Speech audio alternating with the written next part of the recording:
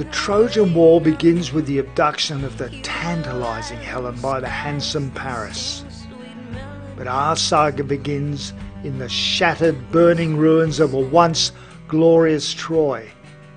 A Troy devastated by Zeus's incredible cosmic thunderbolts, flattened by Poseidon's earthquakes, and burning from Apollo's heavenly fire.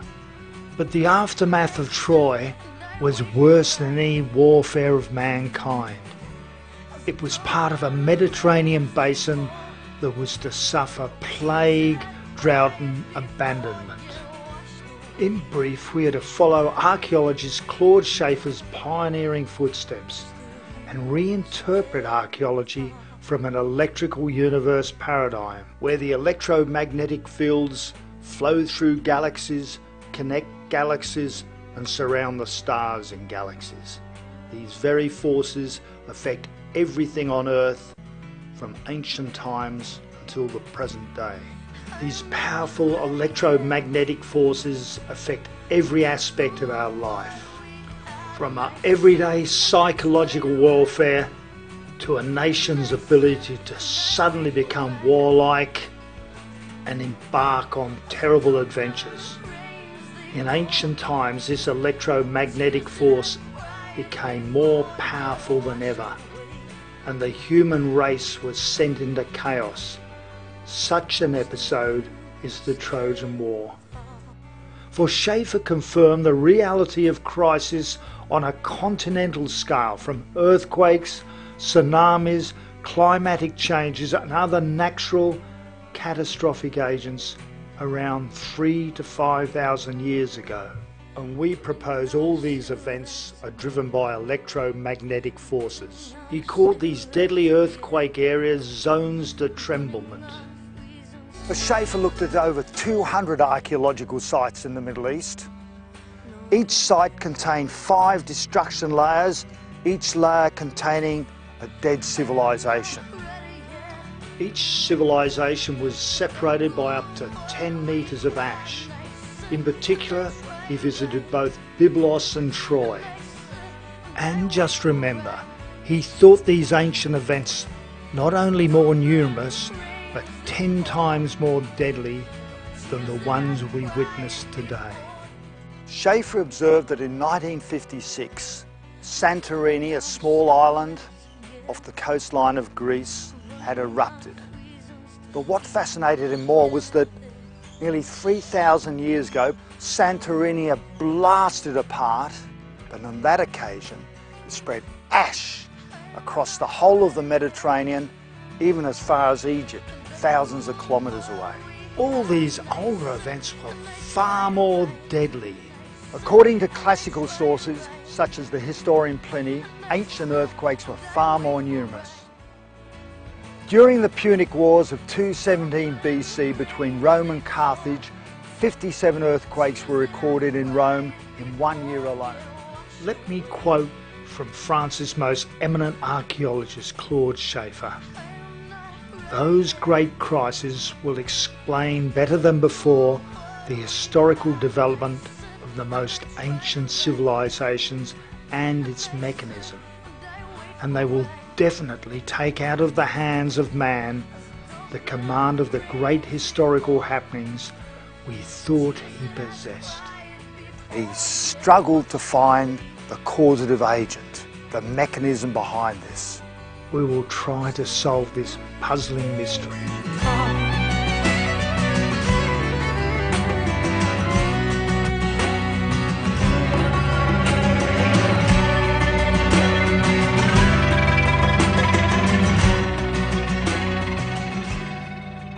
So what was the causative agent that Schaefer searched for? What was the cause of these earthquakes, these cosmic thunderbolts, these race movements?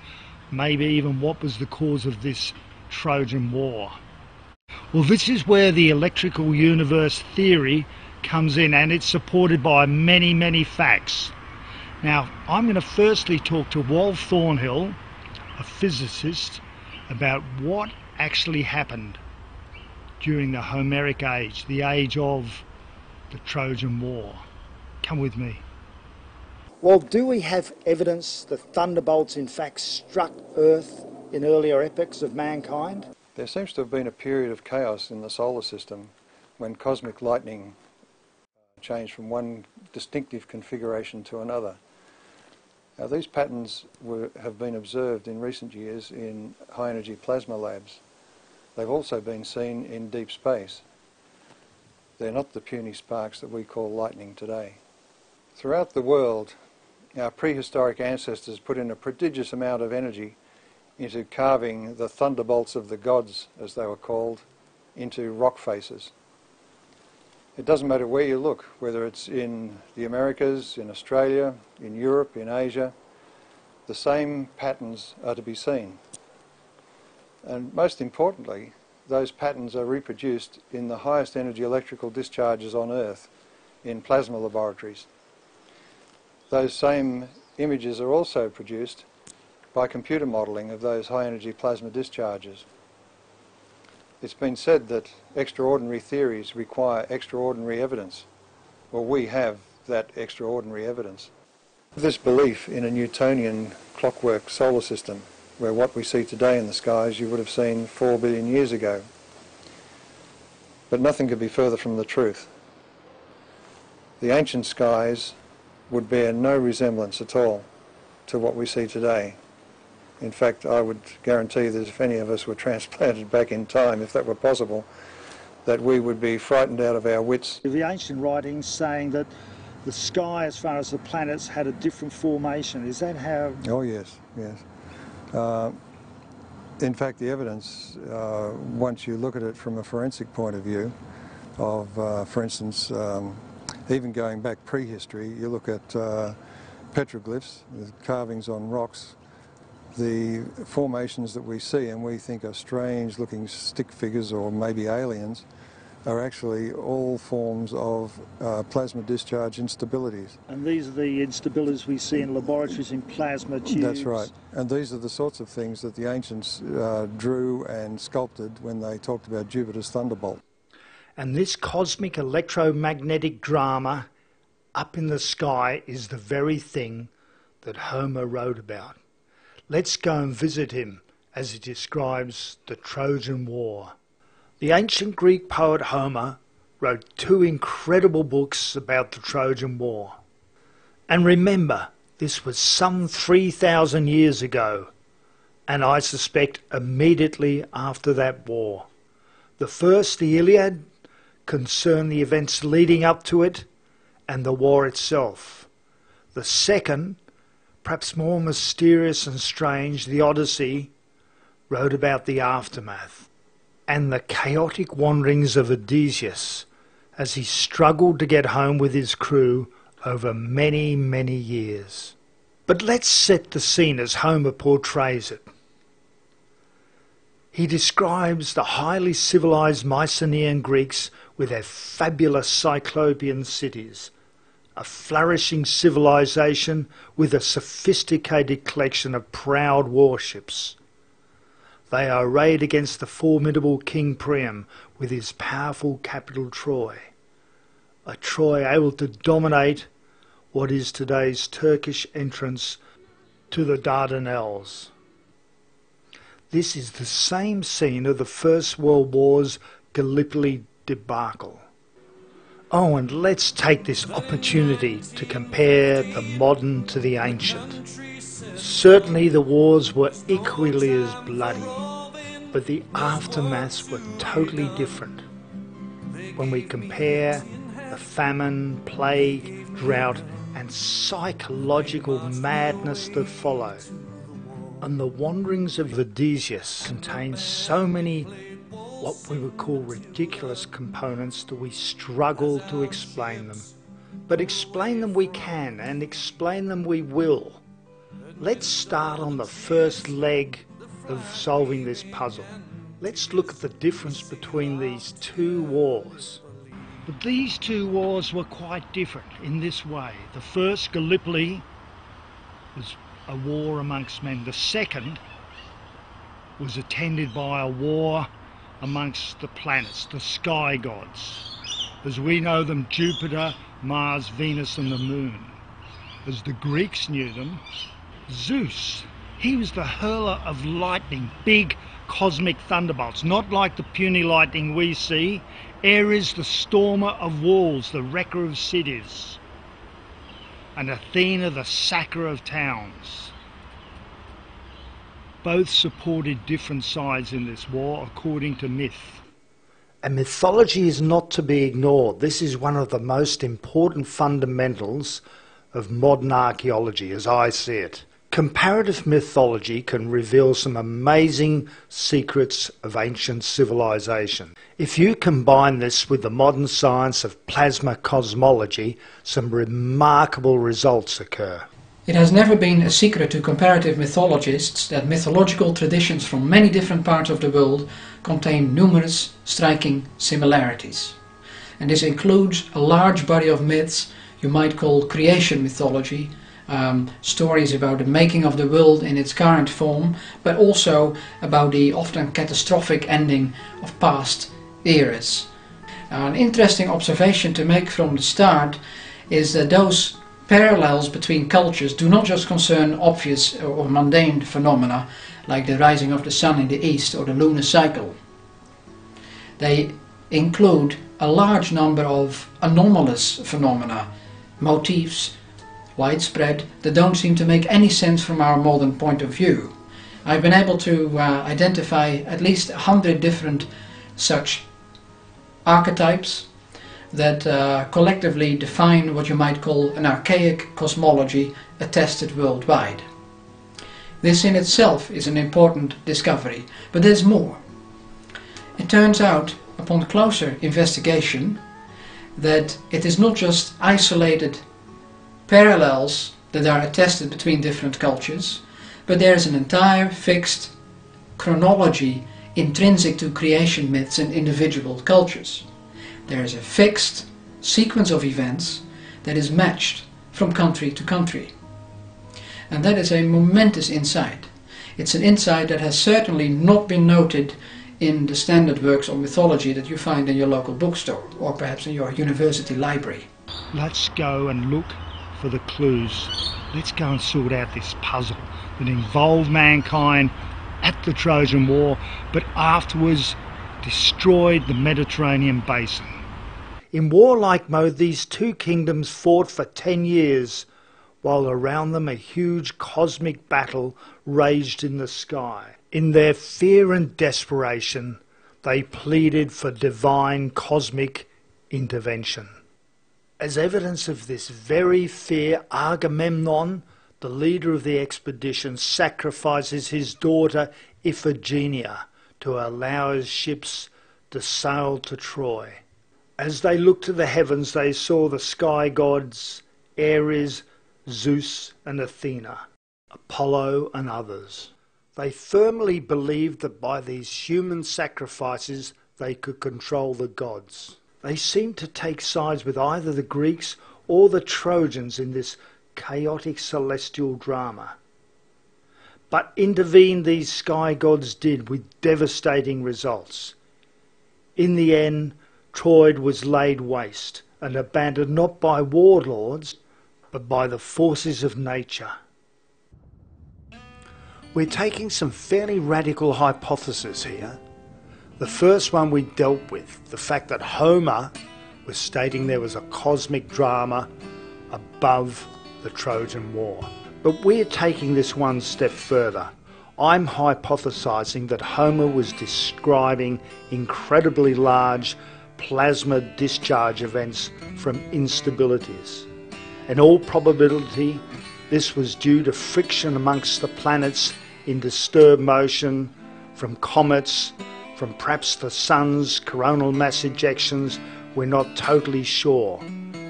But every event that's being described in this cosmic drama would strongly suggest this scenario. Homer relates not only the bloodiness of the battle, but the weird geophysical phenomena that were occurring. The feud within the Greek camp began when Agamemnon, the leader of the Greeks, would not return his mistress Chryseis, who he had captured from the Trojans, to her father the priest. The priest summons the wrath of Apollo the archer god to avenge himself. And this is the first of the cosmic drama, as Apollo, who I believe is Mercury or possibly the sun, comes down out of the heavens to avenge.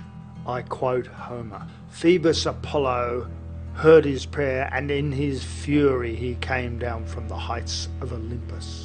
He sat down behind the ships and shot an arrow from his silver bow. He shot at the men again and again, and for 9 days the arrows rained upon the men, and the fires consumed them, and the plague was amongst them. And now the second weapon in the arsenal of the sky gods, Zeus's cosmic thunderbolts. Homer claims he destroys cities with his tremendous cosmic thunderbolts. Zeus, king of the gods, the cloud gatherer. Zeus, who Homer claims sent a thunderbolt down amongst the Achaean troops. Was this Zeus in action, sometimes known as Ammon, sometimes as Jupiter? Zeus and his incredible thunderbolt is noted in much mythology, on pottery, on carvings, pictograms, and it is quite often described, but no modern scientific research by Anthony Pratt in his plasma laboratories reveals the incredible similarity between plasma instabilities and these very pictures. These instabilities are capable of producing X-rays, synchrotron radiation, and most probably huge plasmoid formations, which are totally destructive. In the Calabrian earthquakes, it was noticed that buildings were destroyed by incredible bolts of lightning. In earlier epochs, there is no doubt that these plasma formations were far more powerful than we see today. This was probably one of the modes of destruction of Troy and the associated armies. And finally, we have the most deadly weapon of all, Poseidon's earthquakes. Poseidon, brother of Zeus. This, together with floods that struck the Troad, destroyed Troy and made it vulnerable to the Achaean Mycenaean invasion. Both Dorpfield and Blagan, later investigators of Troy, made it abundantly clear that earthquakes had razed Troy to the ground a number of times. The Trojan War was just one of these events, and also fire had devastated the region as well, probably not lit by the invaders, but always accompanying earthquakes are deadly fires. Note Lisbon, Jamaica, and many others. It's always been a puzzle to geologists where the energy of an earthquake comes from. The energy comes from the stored electric charge within the Earth. A discharge takes place beneath the Earth, then you must get effects on the surface that are felt. And the earthquake is one such consequence. Right, so it's just like thunder and lightning, but it's beneath the earth. It's underground, yes. That also extends to volcanoes, because it's never been, it's just a story that we're told that you have these diapirs, as they're called, these molten blobs of magma rising through the rock above and finally coming out on the surface. It's much simpler to imagine that what is going on is a discharge from within the Earth, an electrical discharge to the surface of the Earth. And quite often lightning has been observed above a newly forming volcano. Yes. And also some of the most spectacular lightning discharges ever seen Above volcanoes. are above volcanoes, yes. And also, didn't you tell me before earthquakes or large ones, they're detecting large electric currents? Yes, yeah, they've detected all kinds of electrical effects, including magnetic effects too. And things like glows, discharges above ground, and animals seem to pick up on this changed electrical environment.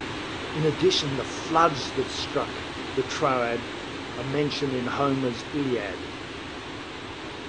Rivers of the Ida combined to nearly wash many troops away, and it's noted carefully in the aftermath of Troy at a later date all the fortifications, of the invaders were washed away. This is thoroughly backed up by the geographer Strabo, citing Damocles, who recalls certain great earthquakes, some of which long ago took place about Lydia and Ionia as far north as the Triode. And by their action, not only were villages swallowed up, but Mount Cyplus was shattered in the reign of Tantalus, and lakes arose from swamps, and a tidal wave submerged the Troad.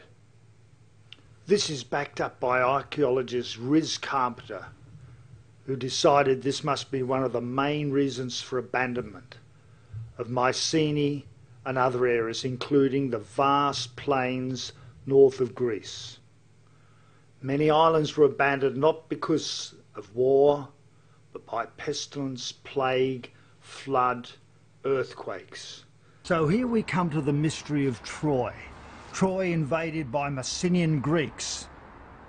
A Troy devastated not only by Poseidon's earthquakes, by Zeus's thunderbolts, totally destructive, probably involved in the destruction of Sennacherib's army, huge army. We also have the noting of Apollo's plagues, the floods that came in both during and after the invasion by the Mycenaeans. Helen, Paris, all these great heroes, were they just but victims of electromagnetic effects? Did these effects from the heavens drive the Mycenaeans and the Trojans to war? Did they cause the plagues? Did they cause the later abandonment of the entire Middle Eastern Mediterranean region? Come with me in the next episode, The Odyssey, where we find out what happened in the aftermath of the Trojan invasion, the scattering of peoples throughout these countries. It's incredible, a mystery we're going to solve. When I was a young man, I carried a pack, and I lived the free life of a rover. From the Murray Green Basin to the dusty outback, I waltzed my Matilda all over. Then in 1915, the country said, son, there's no time for roving, there's work to be done. They gave me a tin hat, they gave me a gun, and they marched me away to the war.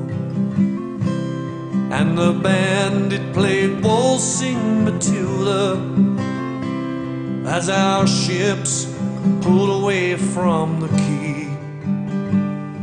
Amidst all the cheers, the flag waving and tears, we sailed off to Gallipoli.